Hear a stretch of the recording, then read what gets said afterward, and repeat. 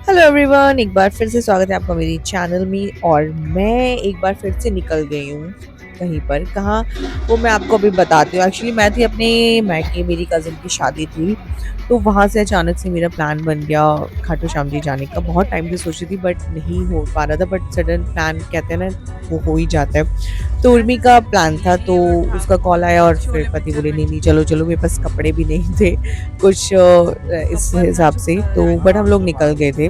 Next day Gurgaon हम रात को पहुंचे और फिर नेक्स्ट डे हम लोग निकल गए थे। तो मुझे बहुत नींद मिली क्योंकि मैं बहुत दिन की थकी हुई थी शादी की। तो इसलिए हम लोग सुबह-सुबह निकल गए थे और बस हम लोग रास्ते में खाटू श्याम जी की थोड़ी हमें बारिश भी मिली और वहाँ रास्ते में कुछ हमें खाने को नहीं मिल रहा था क्योंकि रास्ता ऐसा था, अंदर गाँव में से हमें निकलना पड़ रहा था। राजस्थान की जो छोटे-छोटे से गाँव होते हैं वहाँ से, या फिर बस सिर्फ खेत, सूखे-सूखे खेत पड़ रहे थे। कहीं कोई रेस्टोरेंट हमें कुछ नहीं मिल रहा था, ना ही कुछ टॉयलेट्स मिल रहे थे। तो बस हम लोग जैसे-तैसे अपनी भूख को कंट्रोल करके चलते जा रहे थे। आप देख सकते हो रास्ते बिल्कुल खाली हैं, चारों तरफ को दोनों साइड कुछ भी नहीं था।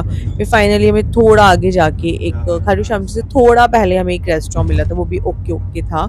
तो वहाँ जाके हमने की अपनी पेट पूजा क्योंकि हम बहुत भूखे थे। बस वही जो वाटरमेलन लेके गए थे उसी से गुज़ारा किया था और हम लोग पहुँच गए थे खाटू श्याम जी के लिए। बीच-बीच में रास्ता आप देख सकते हो, ये सब गाँव का है, इसमें से निकल के ही हमें खाटू श्याम जी जाना था। प्रॉपर एक हाईवे नहीं है जाने के लिए, तो इसी में से निकल के हमें जाना था।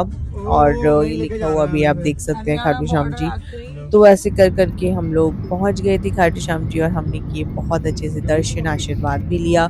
और पहले हमने नॉर्मल दर्शन कर लिए थे, फिर हमें पता चला कि वीआईपी दर्शन भी होते हैं।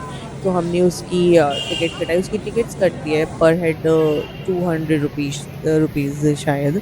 तो वो पति लोग बात करके आए थे उसके लिए, तो